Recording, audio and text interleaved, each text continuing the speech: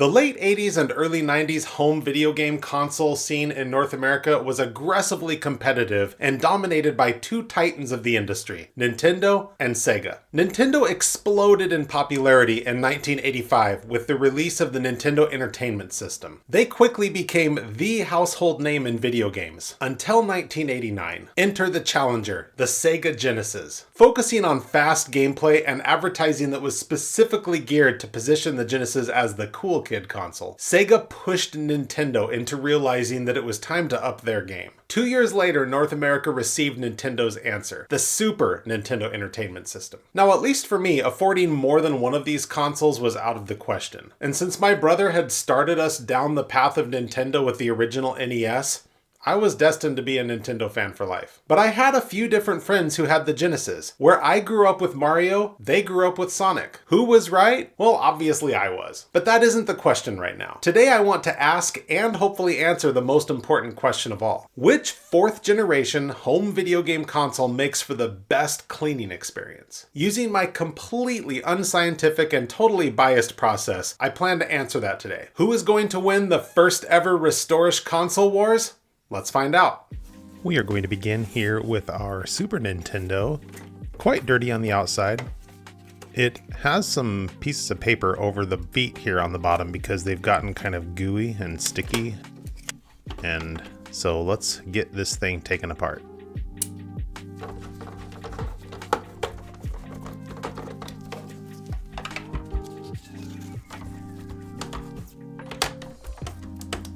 Just want to pull up here and leave the controller ports there on the front on the bottom part, and our top should come right off.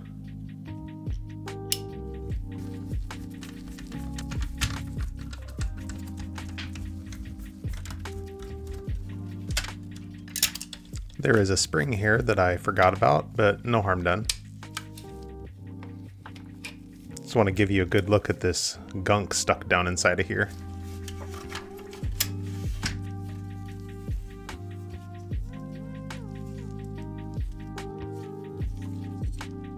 These buttons have clips on the bottom side that we just need to squeeze in order to get them to go through. I want to be more careful than I was though, because I think I accidentally bent one of them a little bit too far.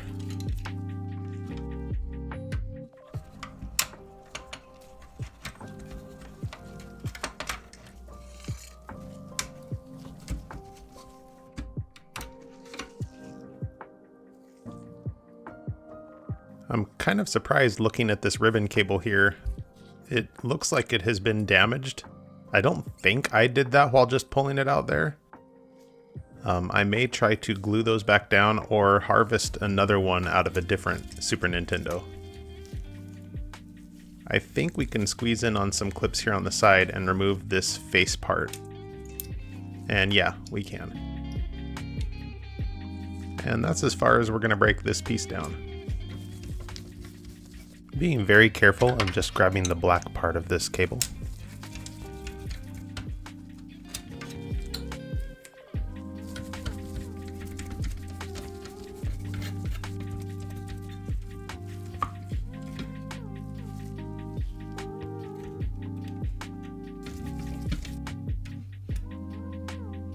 This little friend fell out.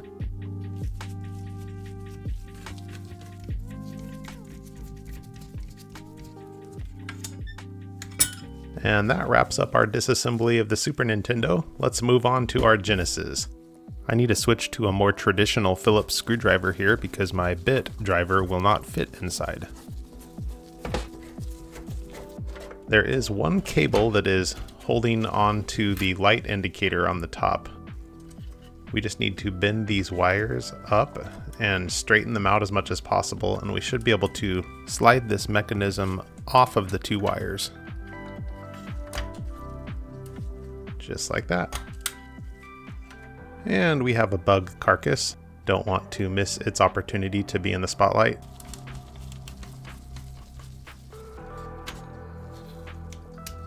There are a lot of things that are different about the designs of these two systems, but one of the things I'm noticing that's consistent between the two of them are these spring activated flaps where the cartridge goes in.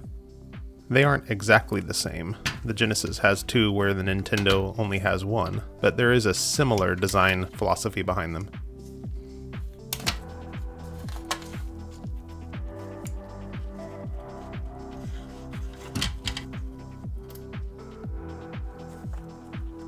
These are a little bit grindy because of how dirty they are, but just from a design perspective, they kind of feel a little more retro than this system is, like they belong on an Atari or something. One thing I am realizing I'm going to have to deal with in this system that I did not anticipate going in is quite a bit of rust damage, which is definitely not my favorite to try to clean.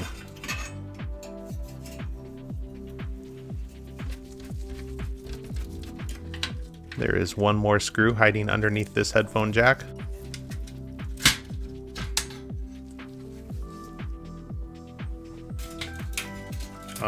This rust is the worst. Okay, we'll deal with it.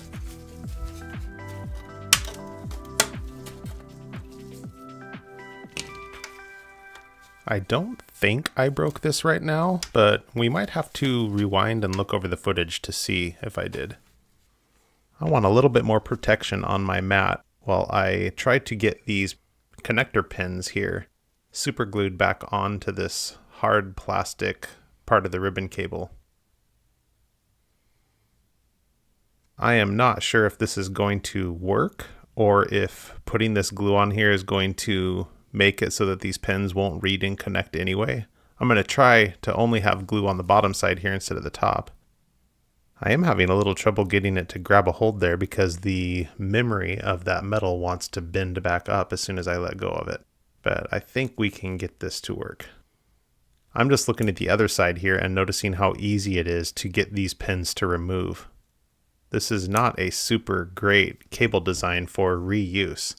It's probably intended by Nintendo to just be put in once and never replaced. Notice how this just comes right off when I'm messing with it. So I am right now trying to get it all re-epoxied, and we'll see if that works. If not, I will try to go find another one to harvest from another broken console. Okay, once this is glued down, then I will just clean the tops of these pins and hopefully it works. Next part of our project here is going to be using some Goo Gone, which says it's safe for any surface.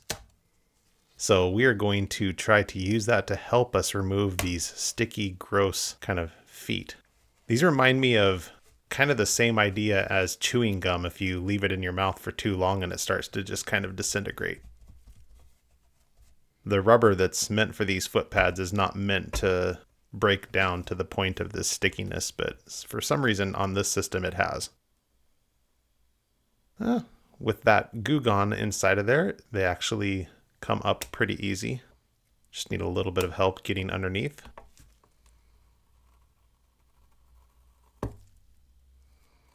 And we have them. Let's just go ahead and put some more of that Goo Gone on our microfiber cloth and try to remove some of this gunk that's gotten spread around here on the bottom now, before we go to the next step of washing this all with our Dawn dish detergent. Alright, good enough. These metal rusted parts, I am not super optimistic that we're going to be able to keep all of them, but I am going to give them a good white distilled vinegar bath here. Then with our toothbrush, we hopefully can scrub most of that rust away and see what we're dealing with as far as remaining metal goes. A lot of these screws are also rusted, so we're going to include that.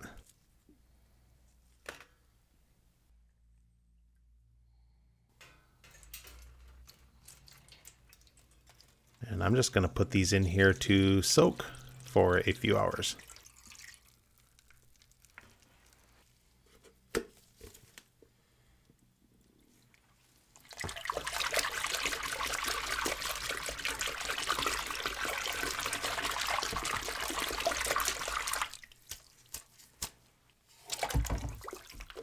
I want to start with all the Super Nintendo parts and then do all the Genesis parts after that.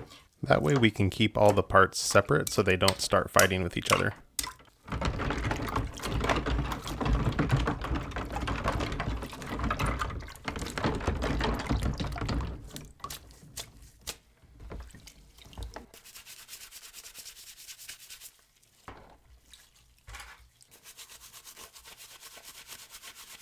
I can definitely notice some surface dirt that's coming off just by giving this a clean inside of this soapy water. This should be a good test.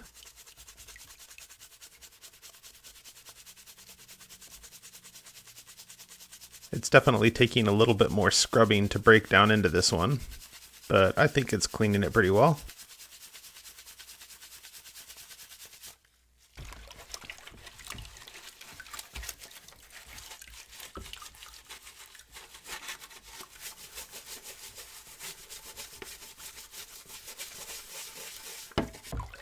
This should be the real test as to how good of a job just this soap water clean is going to do.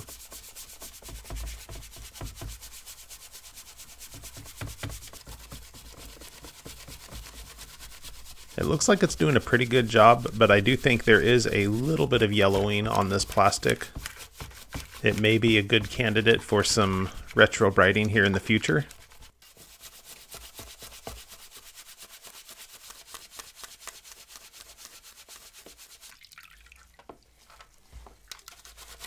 Still, this is a pretty impressive transformation, just giving this the good surface clean.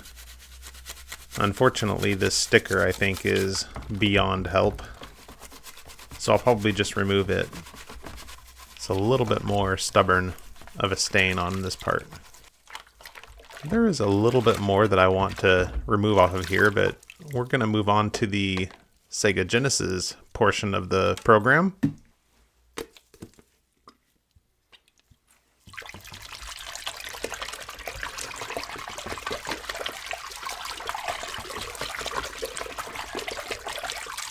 Got to replace all of this water because we don't want it to get SNES cooties.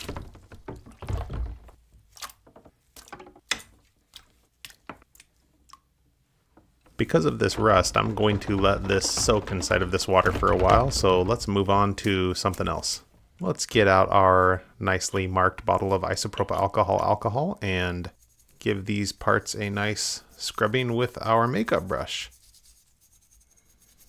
Obviously don't want to soak these in water, so we're going to clean them this way. There's nothing on these Super Nintendo parts that is too gross. I may have spoke too soon, but this gunk can just be removed here with a pair of tweezers.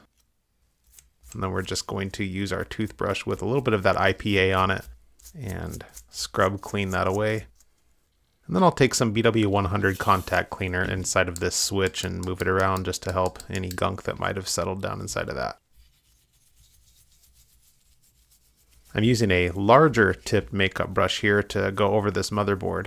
Again, there isn't really that much that I need to worry about cleaning on the motherboard itself. So we're just going to give it a good surface clean for that dust and dirt that's settled on there.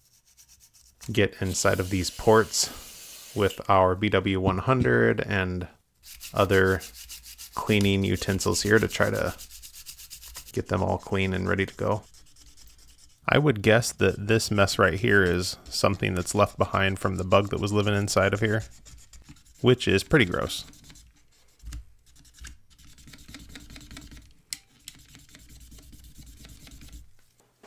For these pins, I'm going to put some deoxit in here that hopefully protects them from corrosion in the future and also cleans them up so they make nice good contact points for our game cartridge. And this is the motherboard for our Sega. While it also is going to use this makeup brush for a nice surface clean, we have some rust on here that's going to require a little bit more aggressive treatment. I do want to be very careful not to scrub or scrape on it with anything metal that could damage any of these fine pieces of circuitry, but being careful and knowing where things are that I don't want to hit, I am going to use this dental pick to help loosen up some of this rust.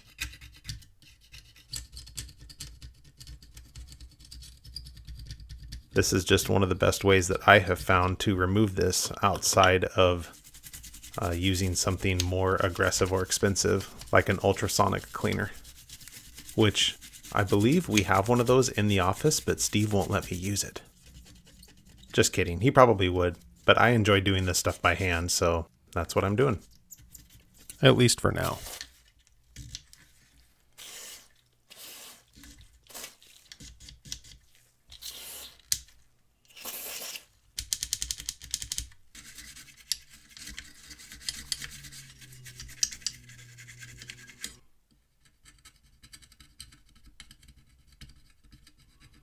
For short periods of time, once in a while, I don't mind feeling like a dental hygienist. But I get tired of doing this after a little while. This says do not remove on it, so naturally I'm going to remove it.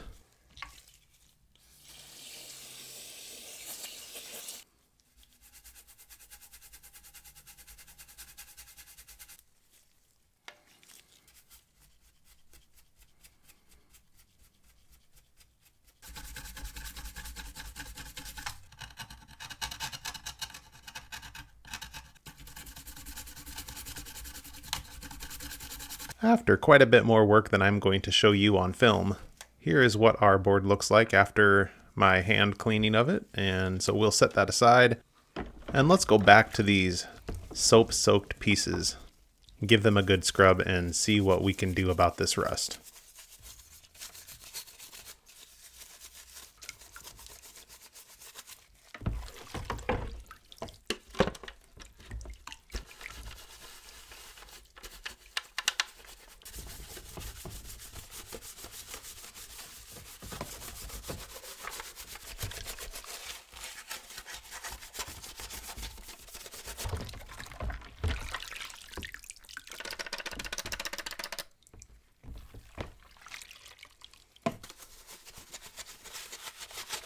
For the most part, our clean is not really doing too much to the rust. You can see a little bit of coloring that's happening here, but it won't really actually break through all the way, not even close.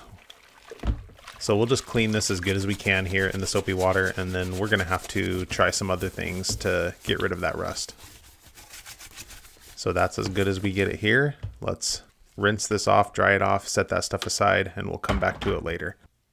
I definitely recommend eye protection, and you probably should use better gloves than these thin nitrile gloves that I'm using. I have better gloves, I just honestly forgot to put them on before doing this. So this stuff has been soaking in this white vinegar for a while, and I'm coming now to give it kind of a brushing, and you can see this rust just kind of coming off here from the metal pretty easily. It's going to take quite a bit of scrubbing because of just how many points on the surface we have to cover here. But we're doing the best we can. However, there are some parts that are corroded beyond the point of repair, and so I am not positive that I will keep these metal plates long term in this system.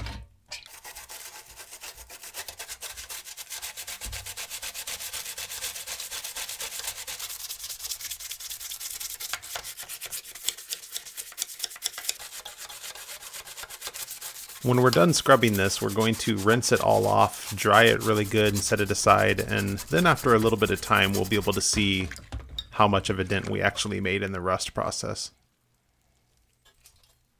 So let's move on to cleaning our shell here on the Super Nintendo. There were some marks that you can see here that just didn't come out in the soapy water, so I'm going to use IPA on a microfiber cloth and just kind of scrub those off here. This sticker, again, it's beyond repair, so we're just going to soak it up a little bit with IPA and use this pick here that comes with my iFixit toolkit to get something to be able to get underneath here and just peel this sticker off. And this is going to expose a nice space to look at the difference here between the original gray and the yellowed gray on this shell. Last time I did a project that involved a bunch of rust, I received a number of comments saying that I should try CLR. It says on here, not safe for plastics, or do not use on plastics. But, this is a good time to try this experiment because we are working with a broken system that doesn't work anyway, and doing it just for the purpose of a cleaning experiment, so let's experiment it up.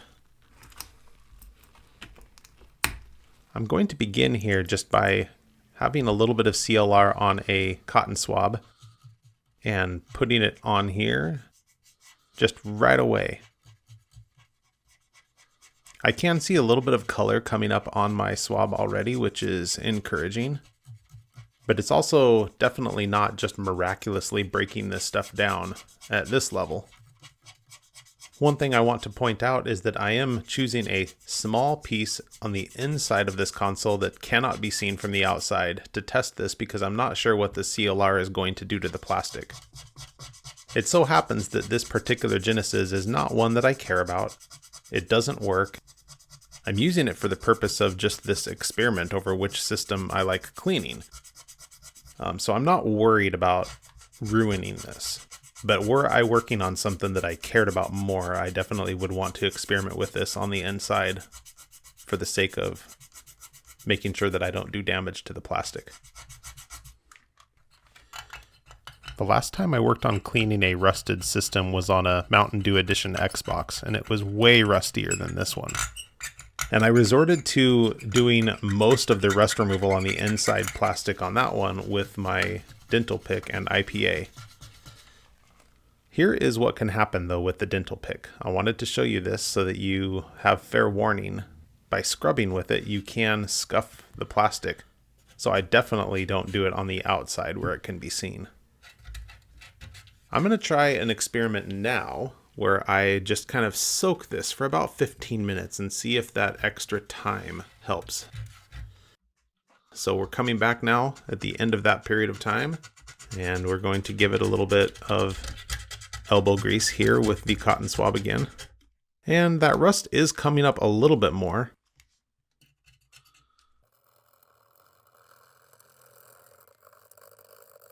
I'm gonna do a little bit of fast forwarding here to show you the process with this dental pick, back and forth between it and the cotton swab with the CLR, and you can see it comes up, but I definitely would say that using the CLR has not removed the work really at all compared to using IPA.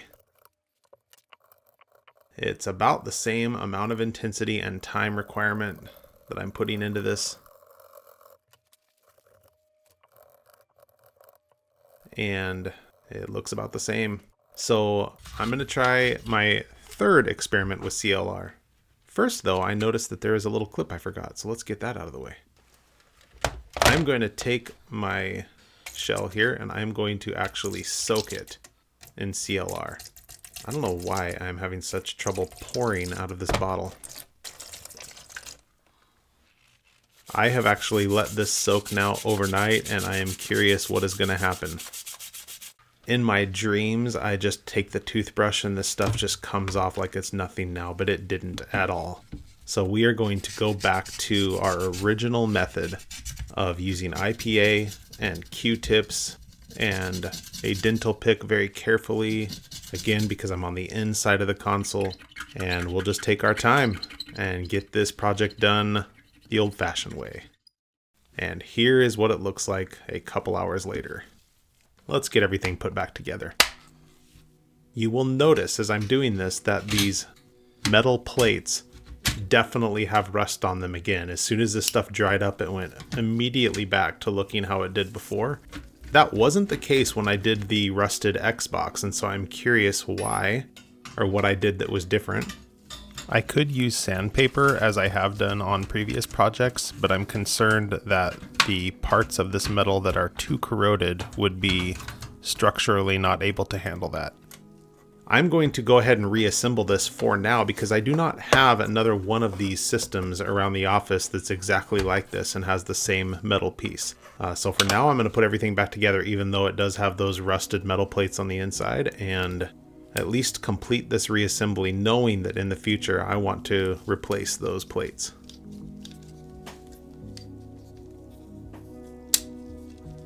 I am noting to you right now from the future that I put these doors on the wrong side. It's something I will notice when I get to the point of putting the shell back together, and I will change that. But if you're following along, put those in the opposite side. We are just going to push this back down on these wires and then fold them over like they were before, and we have our indicator light ready to go.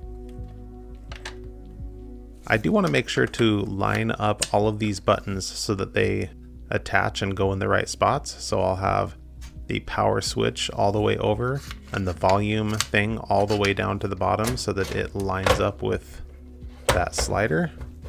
Then when we put these together, I'll test them and make sure that they work. and that feels like it should, and so does that. And there's our doors that are in the wrong way. Let's just speed this process up and flip those around to the other side. And get back to our reassembly at the point that we were. Which is, for this system, just our 6 screws on the bottom, and we're done. So we can put our Super Nintendo back together now and see how this part of the process goes.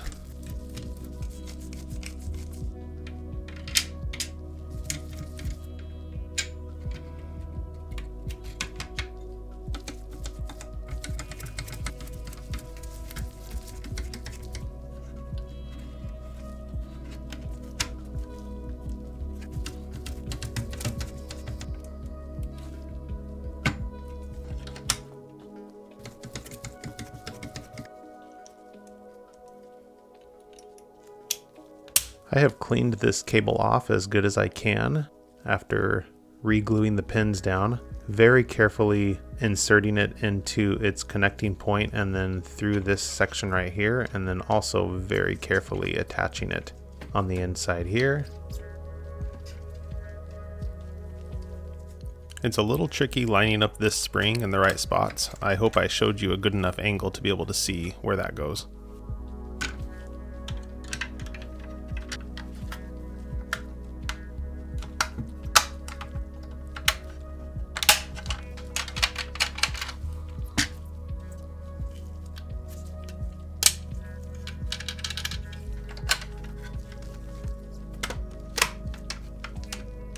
The pointy end of this spring goes into a little slot right there. And let's not forget this spring.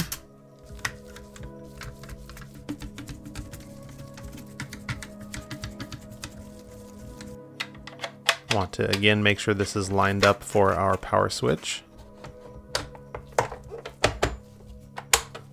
And it works.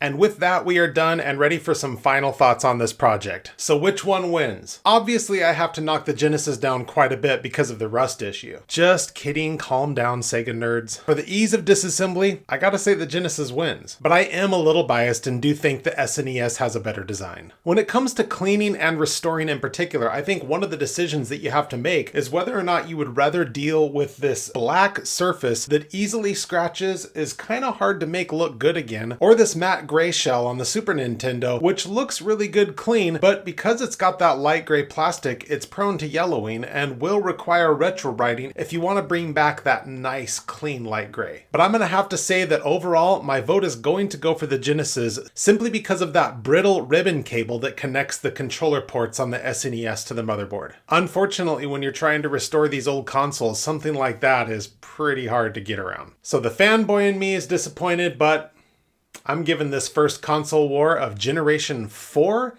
to the Sega Genesis. If you enjoyed this video, be sure to click on whatever YouTube recommends next from Restorish. And if you come back next time, I'm going to be trying a retro writing method that I believe finally fits with the philosophy of this channel. So be sure to look for that notification in a week or two. Thanks for hanging out, and we'll see you next time.